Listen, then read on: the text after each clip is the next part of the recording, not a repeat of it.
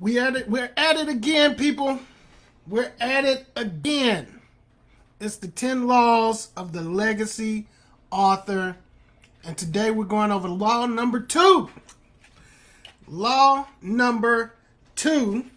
And I'm excited about this law because I got some stories to tell you. And I'm gonna try to keep them brief so I don't keep you on here too long, but I'm telling you that I can personally testify that this law right here is as real as it gets. It's as real as the first one. It's as real as it gets. And I want to say this as well. Everything I'm saying about the laws of successful authors, this can be applied to any business. It can be applied to you if you're a plumber, if you have I don't care what it is. When you apply these laws, they will change your life. This book right here, I encourage you to get it. TrueVinePublishing.com. Go to the website, get the 10 laws of the legacy author. Yes, it is a small book because this is not a book that you read and put down. This is a book you refer to on a regular basis. All right? I need you to really comprehend the power of this product right here. You think about the Constitution of the United States. These are laws that create and govern the way this country runs. The 10 Commandments, right? Everything runs on laws. And this book right here will show you a guarantee. If you do these things every day, excuse me, guaranteed path to success. So law number 2 is the law of alignment. And the law of alignment says a legacy author governs the inner world before the outer world. I will govern my thoughts, beliefs, and inner life before taking outward action. So let me tell you my story. 2020. No, let me go back even further. 2004. I wrote a small book of poetry, and I wanted my poetry to look legit. I wanted my book to look legitimate, so I put a company name on the back of the book. And this company did not exist, but I wanted my book to look legitimate. So I created this company. I put this company name on the back of the book, True Vine Publishing Company, and I did get a PO box, and I did establish it as a company. I went and got my local business license, but I put that name on the book. It wasn't that I was looking to start a business. I just wanted to be my book to look legitimate. All right, 2004, I put that book out. Because I had a great network of professionals. I was working as an editor in a publishing company. I put that book out, and after the book came out, people began to come to me and ask me to help them publish their books. Okay? That's how True Vine started. That was 2004. 2004 through 2020, I worked random jobs I hated. 16 years, I worked random jobs I hated, right? I did True Vine, but I did True Vine as a side gig. I did True Vine for side money. But here's the interesting thing. The only true constant in my life, the only true constant in my life, in my professional life, was True Vine Publishing Company. That was the only thing that I did that was true to the core of who I was. It was the only thing I did that I loved to do as a job. But mentally, it was a side gig for me. 2020, September 19th, 2020, I go into work. I'm sorry. I tell God, in September 19th, I tell God, I'm tired of working all these random jobs. I hate everything I do. I always felt like God had something bigger for me, but I just wasn't feeling it. September 19th, 2020, I tell God, look, I'm done trying. I said, if you want something more out of me, then you're going to have to make it happen. If not, I'm going to work this regular job that I hate. I'm going to just focus on retiring, and that's all I'm going to do. September 21st, 2 days later, I go to work and get fired from my job. And I'm expediting this because I don't want to take too long. I get fired from my job 2 days after saying that prayer. The moment I get fired, the moment I hang up the phone with my boss, I said out loud, TrueVine is my job now. I pick up my phone, I call somebody who I've been talking to for over a year about publishing his book. I call him and I say, hey man, what's going on? Are we going to publish this book? Before I could finish saying my first statements, he said, man, you know what? I'm tired of putting this off. Let me get my credit card. Immediately, I closed that deal.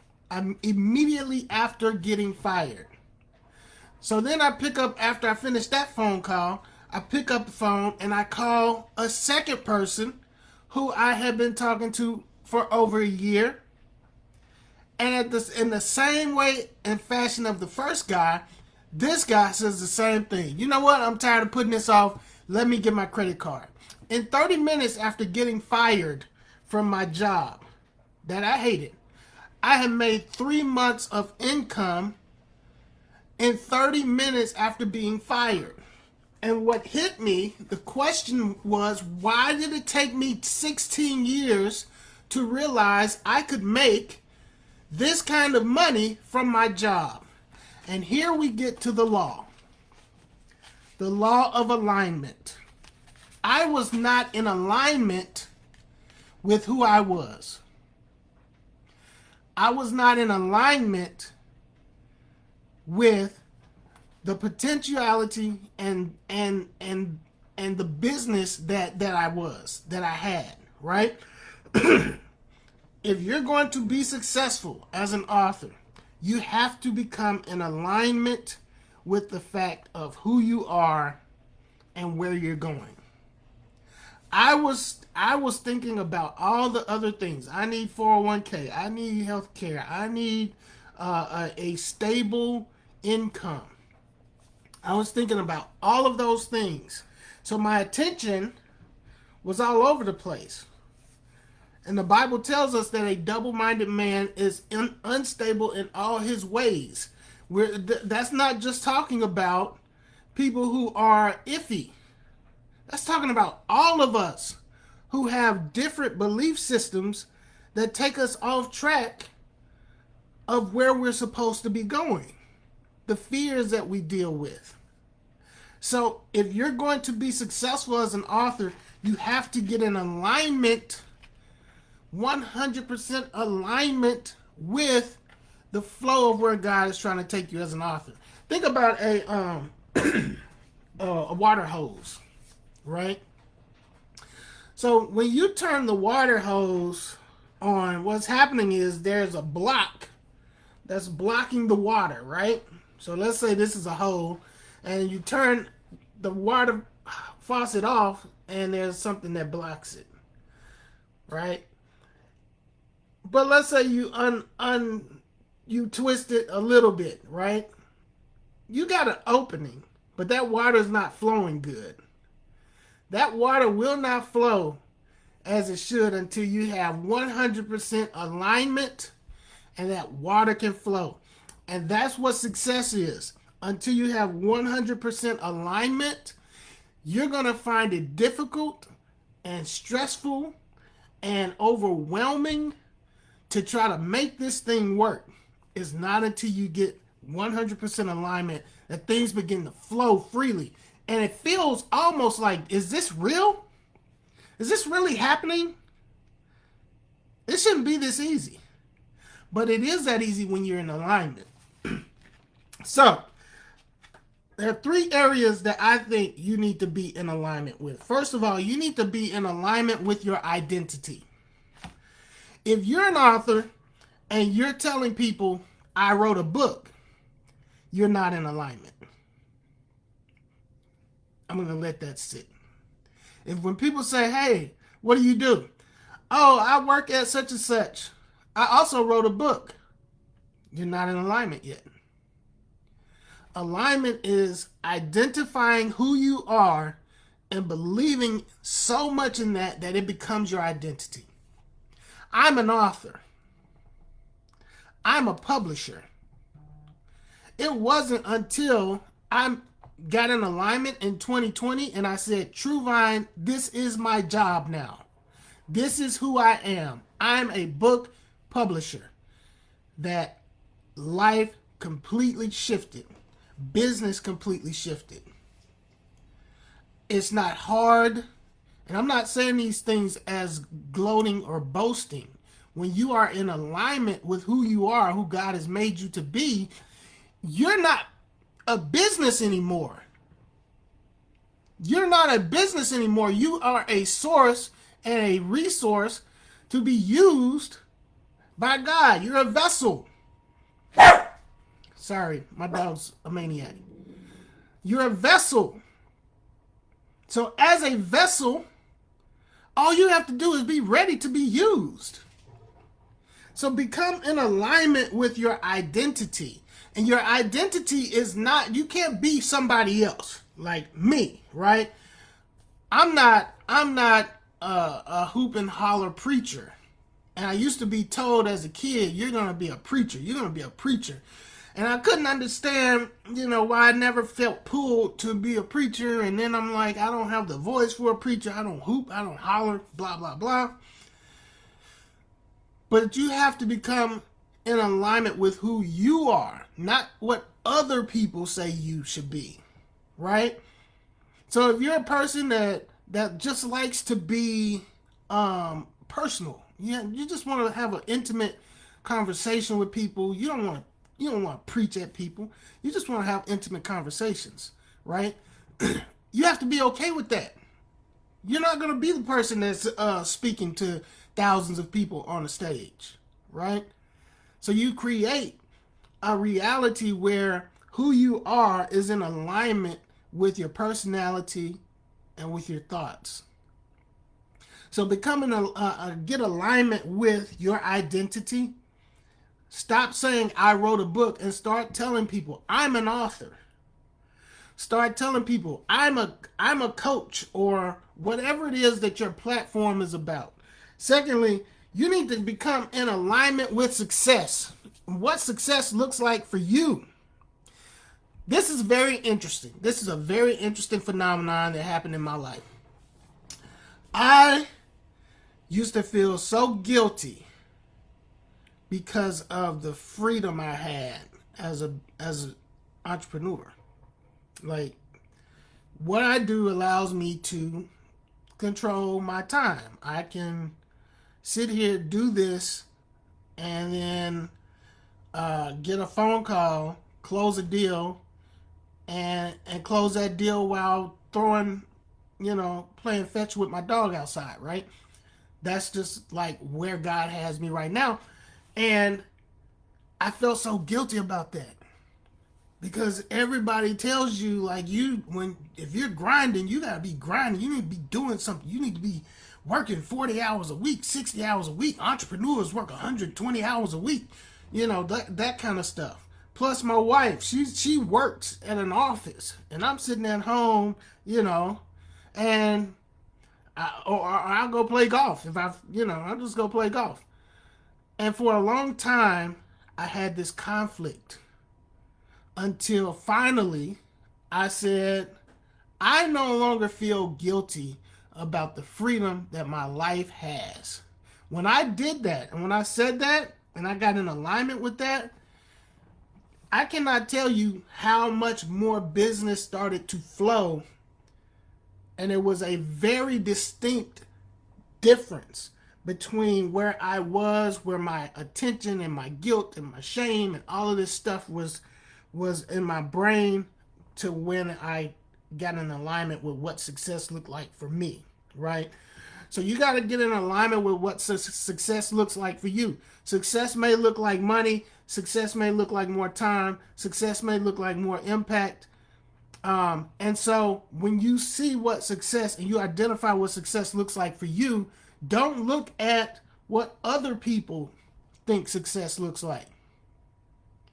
Martin Luther King, when he received the Nobel Peace Prize, there was a $50,000 reward. Here's a man who didn't have life insurance. He gave all his money to the movement.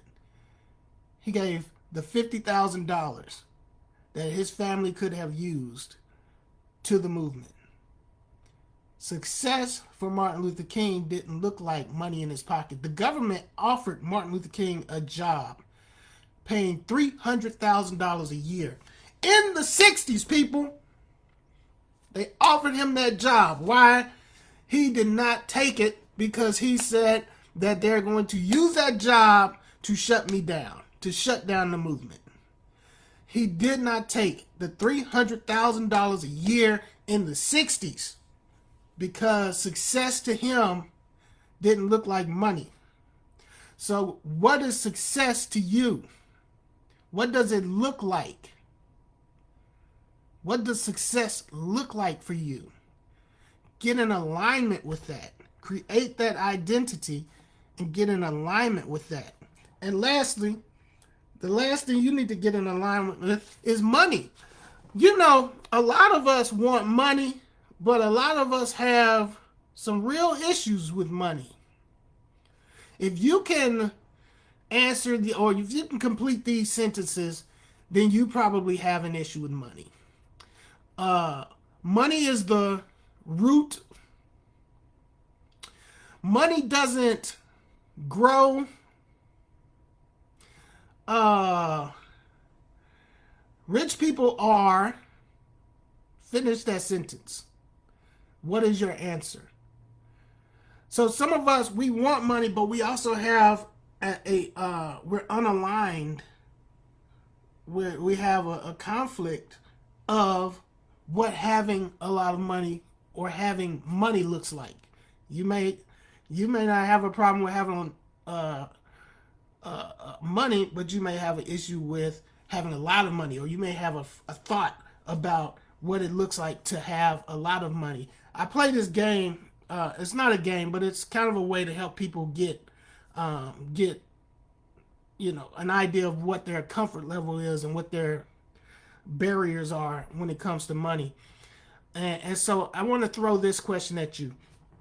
I want you to think about, take yourself on a scale of how much money you think you can make from your book. Start at 500 and go up in increments of 500. And I want you to pay attention to where you get before your mind and your heart starts to question, is this capable? So what I mean by that is, if you say, I can make $500 a month, right? You might say, yeah, that's easy. All right, $1,000 a month, $2,000 a month. Keep going up until you feel where your heart and your nervous system starts to shift and make a twitch, right? When you get to that point, that's going to show you where your barrier is. That's going to show you where your thinking is, right? Your limitations.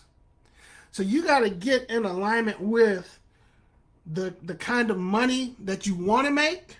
And if it's above your barrier of comfort, then you got to figure out what are those things that are blocking you from realizing that you're worthy and capable of making that kind of money. Because here's the thing, and then I'm going to shut it off. I didn't expect to go 20 minutes. Here's the thing. If you're not in alignment with the fact that you can make $30,000 a month, when the opportunities come, you're not going to take advantage of them. You're going to sabotage yourself from being able to make the $30,000 a month. You're going to create products, but then you're going to undercharge for them because you have the limitation that nobody will pay for this, or nobody will pay that amount for my service. So you got to get in alignment with the money. You got to get in alignment with what success looks like. And you got to get in alignment with your identity as an author. So that is the law number 2. Get in alignment. Get in alignment with your goals. A legacy author governs the inner world before the outer world. You got to see it here before you can see it out there.